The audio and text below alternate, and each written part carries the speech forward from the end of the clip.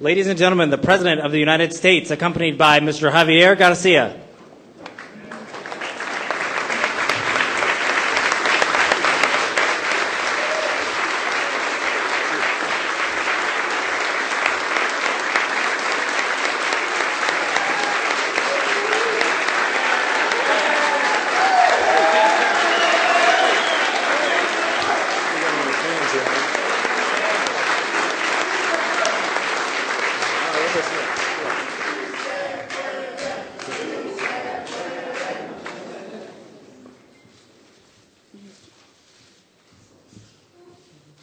Good afternoon. My name is Javier Garcia. I'm a 7th grade student at Stell Middle School in Brownsville, Texas.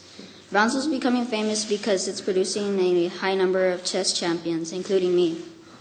It was my kindergarten teacher, Ms. Medrano, that said I should take up chess. She is one of my favorite teachers. 2 years ago, I went to Super Nationals Championship in Nashville. It was the most exciting thing in my life. I didn't win, but I haven't given up either.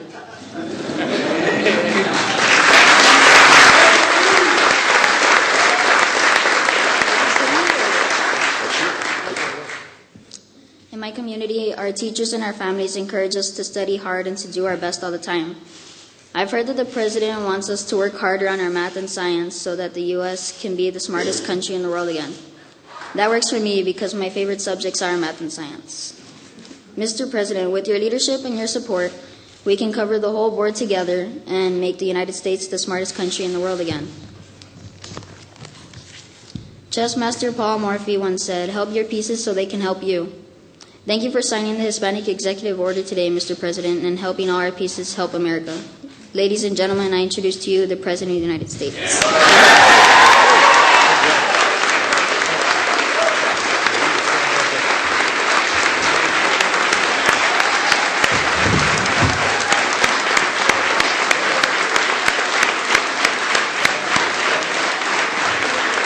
Excellent. Everybody, please be seated. Welcome to the White House, everybody. Thank you, Javier, for that outstanding introduction. I will not play you chess. You may not have won at the Nationals, but you'd beat me. and then Malia and Sasha would laugh about it. We are very proud of you, and we're glad you are here. Thank you also to the University of Texas Pan American Mariachis that performed for us.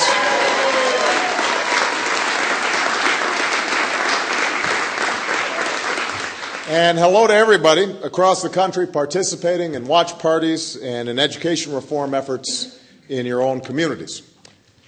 It's precisely that kind of participation, engaging the American people, giving all of you more say in the policies that affect your lives, and holding ourselves accountable to deliver real results in return, that is at the heart of a new executive order I'm about to sign to strengthen the White House initiative on educational excellence for Hispanics.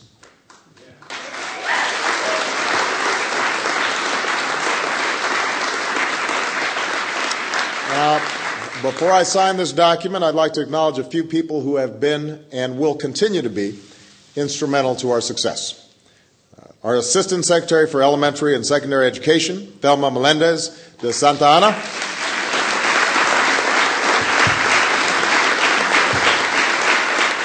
Our Assistant Secretary for Post-Secondary Education, Eduardo Ochoa.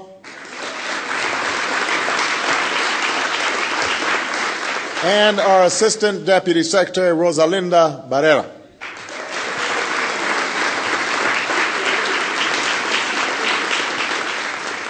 I also want to thank Eduardo Padron, the President of Miami-Dade Community College, who has been a leader in my administration's efforts to strengthen America's community colleges. And because that's not enough, in addition to running a community college, he's also agreed to serve as the chair of this initiative's Presidential Advisory Commission. So we are grateful to you.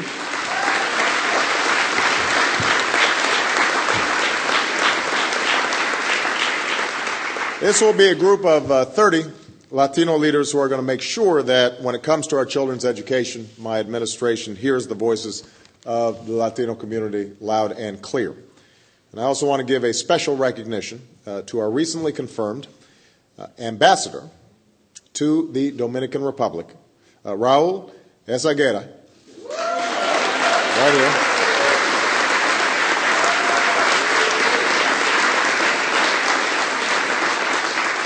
It was Raul's vision and tenacious commitment to equal education for all our people that helped this initiative become a reality back in 1990 under George H.W. Bush. And so we are very proud that he is here today to see that his work continues.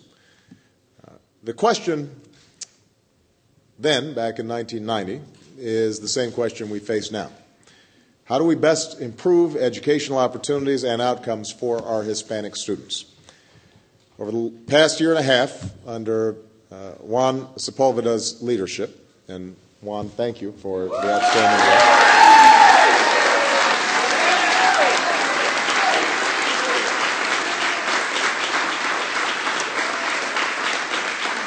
Over the last year and a half, this initiative has worked to gather the answers from those who know best, people in communities across this country. Juan hosted more than 100 conversations. He's taken comments from more than 10,000 Americans, and he's worked with leaders from more than 30 states, as well as the District of Columbia and Puerto Rico, to come up with real solutions that work best for our kids. We know why this is so important. Today, Latinos make up the largest minority group in America's schools, more than 1 in 5 students overall. And they face challenges of monumental proportions. Latino students are more likely to attend our lowest performing schools, more likely to learn in larger class sizes, more likely to drop out at higher rates. Fewer than half take part in early childhood education. Only about half graduate on time from high school. And those who do make it to college often find themselves underprepared for its rigors. In just a single generation, America has fallen from 1st to 9th in college completion rates for all our students. Now, this is not just a Latino problem. This is an American problem. We've got to solve it. Because if we allow these trends to continue, it won't just be one community that falls behind. We will all fall behind together. At a time when the unemployment rate for Americans who've never gone to college is almost double what it is for those who have gone to college, when most of the new jobs that are being created require some higher education, when other countries are out-educating us today to out-compete us tomorrow, making sure that we offer all our kids, regardless of race, a world-class education is more than a moral obligation. It is an economic imperative if we want to succeed in the 21st century. And that's why when I took office, I set 2 big goals for American education. One was to make sure all our students, like the ones who are here with us today, receive a complete and competitive education from cradle to career. And number 2, by the year 2020, the year Javier will graduate from college, America will once again have a higher share of college graduates than any other nation on earth. That is our goal.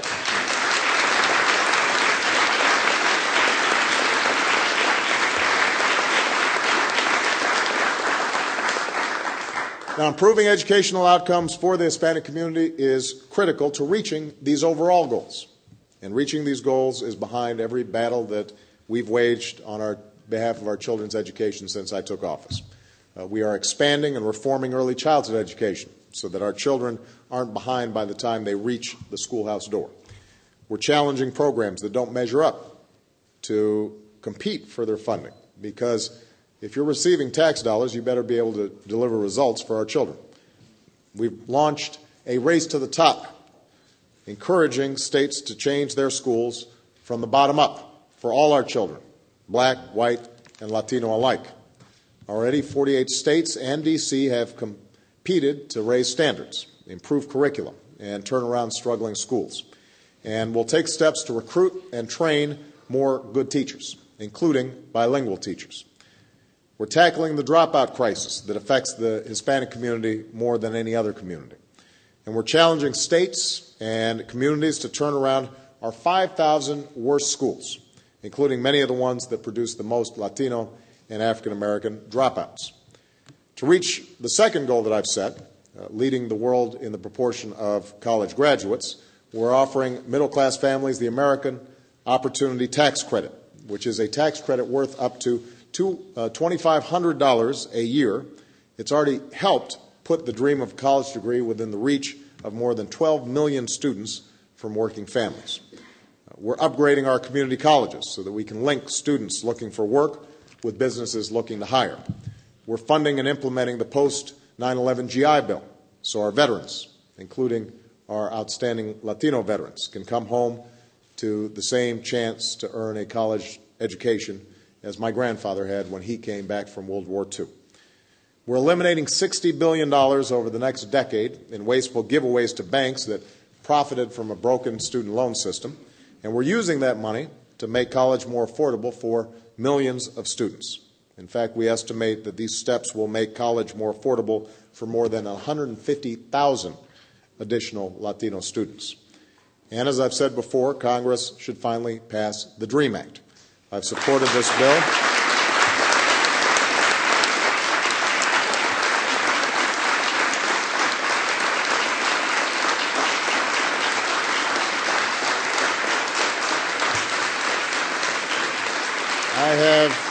I have supported this bill for years, and I'll do everything it takes to sign it into law on behalf of students seeking a college education and those who wish to serve in our country's uniform.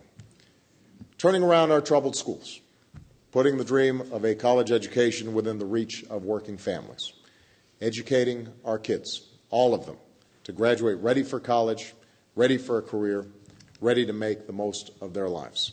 That's what we're doing. That is why we're here. But while strengthening Hispanic education in America is the purpose of this initiative, it's not something that can fall on the Department of Education alone.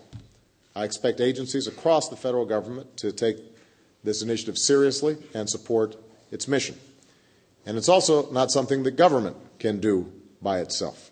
It's going to take all of us, public and private sectors, teachers and principals, all of you at home at those watch parties, parents getting involved in their kids' education, and students giving their best, because the farther they go in school, the farther they will go in life, and that means the farther we'll go as a country.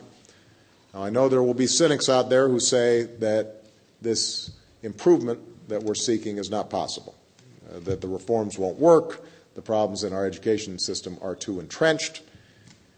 It's easy to think that way. This initiative, for example, has been around for 20 years, and we still face many of the same challenges. And it's true, as I've said ever since I ran for this office, and as everyone here knows firsthand, that change is hard. Change takes time. Fixing what is broken in our education system will not be easy. We won't see results overnight. It may take years, even decades, for all these changes to pay off, but that's no reason not to get started. That's no reason not to strive for these changes. That's a reason for us, in fact, to start making them right now. It's a reason for us to follow through. And as long as I'm president, I will not give in to calls to shortchange any of our students.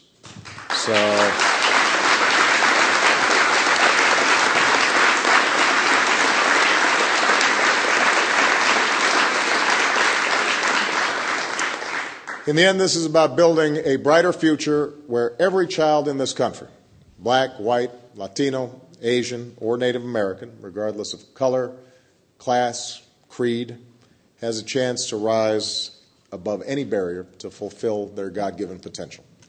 It's about keeping the promise at the heart of this country that we love, the promise of a better life, the promise that our children will dream bigger, hope deeper, climb higher than we could ever imagine.